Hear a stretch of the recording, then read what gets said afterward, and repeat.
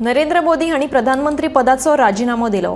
राष्ट्रपती द्रौपदी मुर्मू हांणी हो राजीनामो स्वीकारलो। तशेंच मंत्रिमंडळ बरखास्त करपाची शिफारस केल्या।